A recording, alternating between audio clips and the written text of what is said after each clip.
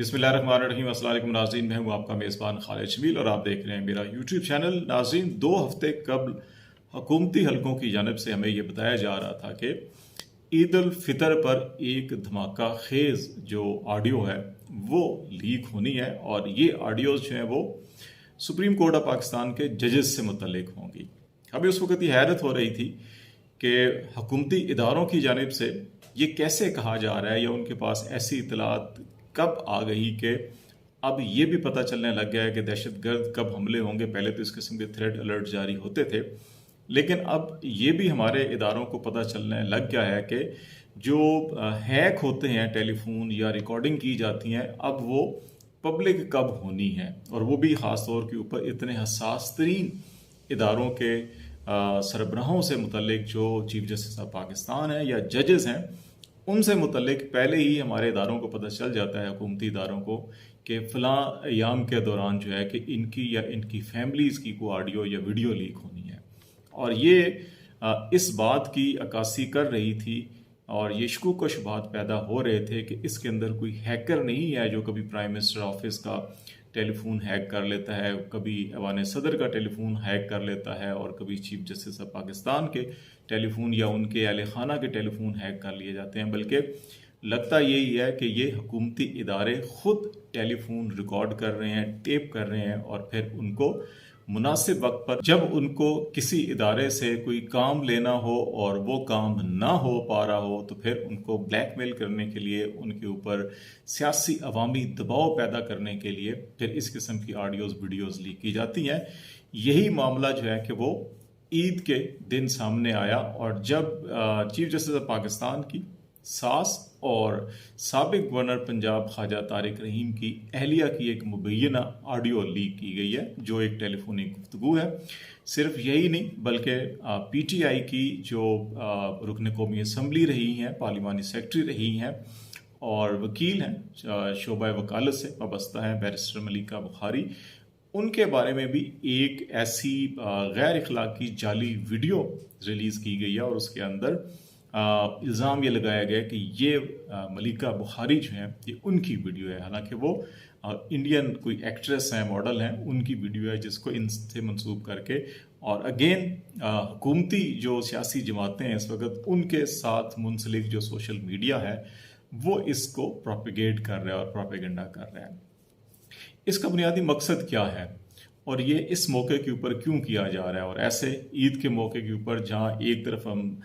ज़मान park में अगर देखें तो वहाँ एक मेले का समा है, जैसे ईद की खुशियाँ होती हैं, लोग आ रहे हैं, जा रहे हैं, ईद की मुबारकबादें दी जा रही हैं, वहाँ पर ख़ुसूसी जो है कि वो एहतमाम किया जा रहा है तकरीबात का, जहाँ पे कौमी मिली नगमे भी सुनाए जा रहे हैं, जहाँ पे खुशी के गीत भी सुनाए जा रहे हैं, जहाँ पे पीटीआई की लीडरशिप जो है कि जो वो अपने कारकुनों में घुल मिल कर जो है कि ईद के त्यौहार को भरपूर तरीके से, जिस तरह से होता है हमारे रवायती सकाफती तौर के ऊपर, उस तरह से समाजी और माशरती इक़दार के अंदर उस तरह से मनाया जा रहा है। और दूसरी तरफ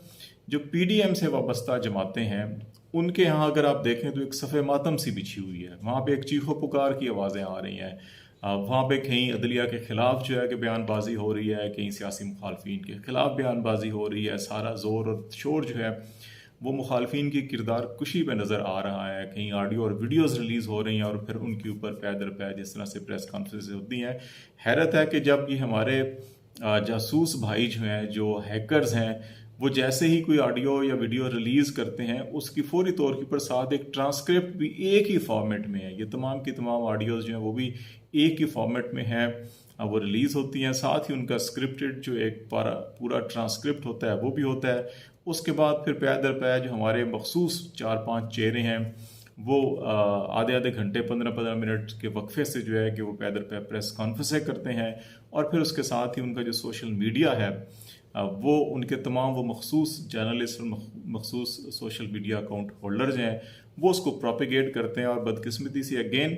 इस सारे जो प्रोपेगेंडा कंपेन है इसके अंदर हमारे अपने ही हुकूमत के इदारों के बाद जिम्मेदारान जो है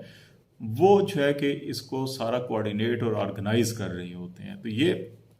ऐसे मौके के ऊपर क्यों किया गया? ये हमेशा अगर आप पिछले 3-4 महीनों से देखें कि जिसने भी आईने पाकिस्तान की बालादस्ती की बात की, जिसने भी 90 दिन के इलेक्शन की बात की, उसको टारगेट किया जा रहा है। अब सुप्रीम कोर्ट ऑफ पाकिस्तान में 3-4 जजेस थे जो इनिशियली जिनके रिमार्क्स सामने आए, जस्टिस इजाजुल एहसन, जस्टिस उमर अता बंदयाल जो चीफ जस्टिस ऑफ पाकिस्तान है, जस्टिस मुज़ाहिर अली अकबर नकवी, तो इन्होंने उनसे मुज़ाहिर अली अकबर नकवी से शुरू हुआ काम और फिर एक पूरी कंपेन जो है इन जजेस के ख़िलाफ़ शुरू की गई। इसको आप अगर अब ये मामला देखें कि 27 अप्रैल तक हुकूमत को ये कहा गया है कि वो बजट जो है 21 अरब का वो इलेक्शन कमीशन ऑफ पाकिस्तान को मुंतकिल करें। अगर ये नहीं किया जाएगा तो फिर कार्रवाई होगी तौहीन अदालत की। और ये भी साथ सुप्रीम कोर्ट ने हुकूमत को बता दिया कि आपने 2 दफ़ा ज़िमनी ग्रांट का जो बिल है कौमी असम्बली से मुस्तरद करवा के अपने ही वज़ीर आज़म के ख़िलाफ़ 2 बार अदम एतमाद कर दिया है, और अगर आप तीसरी बार फिर इस बिल को कौमी असम्बली से मुस्तरद करवाएंगे तो फिर आप समझ लें कि आपके ख़िलाफ़ अदम एतमाद हो चुका। तो ऐसी सूरत हाल के अंदर जहाँ पे एक तरफ फिर वजारत दिफा की जनब से ये दरख्वास्त भी की गई चीफ जस्टिस ऑफ पाकिस्तान को कि कुछ जो है कि इस मामले को डिले किया जाए ताकि कुछ हुकूमत को कायल किया जा सके कि वो अर्ली इलेक्शन पे आ जाएं, और कुछ पीटीआई को कायल किया जा सके थोड़ा सा लेट हो जाएं और जुलाई मिड के अंदर ये इलेक्शन हो जाए। उस सिलसिले में सुप्रीम कोर्ट ऑफ पाकिस्तान ने कुछ वक्त भी दिया सियासी क़यादत को। बहुत से लोगों का ख्याल था कि ये वक्त इसलिए लिया जा रहा है कि एक और बड़ी भरपूर किस्म की कंपेन शुरू की जा सके और मामलात को ख़राब किया जा सके, जो अभी हमें ईद पे नज़र आ रहा है कि जिस किस्म की ऑडियो वीडियोज़ रिलीज़ हुई हैं कि ताकि इसको और मुतनाज़ा बनाने की कोशिश की जाए। और वज़ीर दाखिला और मलिक अहमद ख़ान जो हैं कि नून लीग के जो हैं, उन्होंने जो प्रेस कॉन्फ्रेंस की उस किस्म की ही डिमांड की जा रही है। तो ये इस मौके पर जारी करने का मतलब ये है कि अब 26 तारीख को JUI ने इस्लामाबाद के अंदर अपनी शूरा का इजलास बुलाया है और वही 2-3 दिन गालिब इम्कान है कि जारी रहेगा। इस वक्त PDM की सारी जमातें जो है कि वो फजल रहमान साहब की जो है कि वो आड़ ले रहे हैं कि जी वो नहीं मान रहे, बाकी हम तैयार हैं, तो वो मान जाएंगे तो हम जो है कि कोई इलेक्शन डेट दे देंगे। 26 तारीख ही अटॉर्नी जनरल ने कहा था जी कि इस्लामाबाद के अंदर इजलास बुलाया जा रहा है, तो उसके साथ ही 27 को रिपोर्ट जमा करवानी है। तो ये सारे मामला उस मामले के साथ जुड़े हुए हैं जो सुप्रीम कोर्ट के अंदर इस वक्त हेयरिंग है, और वो है कि 90 रोज़ के अंदर इलेक्शन। आईन पाकिस्तान बड़ा वाज़ेह है कि जब भी कोई असम्बली तहलील होगी तो 90 रोज़ के अंदर इलेक्शन होना है। तो इस सारी सूरत हाल के अंदर अब ये दबाव डालने की कोशिश की जा रही है जजेस के ऊपर कि ताकि चीफ जस्टिस को ही मुतनाज़ा बनाया जाए, क्योंकि बेंच बनाने का इख्तियार उनका है, तो उनको मुतनाज़ा बनाया जाए। तो इसलिए ये ऑडियोज़ रिलीज़ की गई हैं। अब अगर हम माजी में देखें तो इस किस्म की बेशुमार ऐसी मिसालें हमें मिलेंगी। मोहतरमा फातिमा जिन्ना के ख़िलाफ़ जिस किस्म की घटिया तरीन कंपेन चलाई गई, जिस तरह से मोहतरमा बेनज़ीर भुट्टो के ख़िलाफ़ कंपेन चलाई गई, वो भी तारीख़ का हिस्सा है। और बदकिस्मती से इन तमाम कंपेन्स के अंदर एक ही ज़हनी सोच और एक ही किस्म के जो सियासी नज़रियात या इदारे हैं सोच रखने वाले, वही सारे लोग इसमें मुलविस पाए जाते हैं। जो अभी मलिका बुखारी के ख़िलाफ़ जो है कि वो जो वीडियोस की बात की जा रही है, और इसमें भी अगर आप ज़हनी सोच देखें तो बिल्कुल वैसी की वैसी है जो इस्लामी जमहूरी इत्तेहाद ने मोहतरमा बेनज़ीर भुट्टो के ख़िलाफ़ 80-90 की दिहाई के अंदर चलाई थी। जाली तस्वीरें जो है वो जहाज़ों के ज़रिए फेंकी गई थी। तो इस किस्म की कंपेन्स अभी भी शुरू की जा रही हैं। मेरा ख्याल है कि हमें अब उस दौर से निकल कर हमें मैच्योरिटी का मुज़ाहरा करना चाहिए, और हमें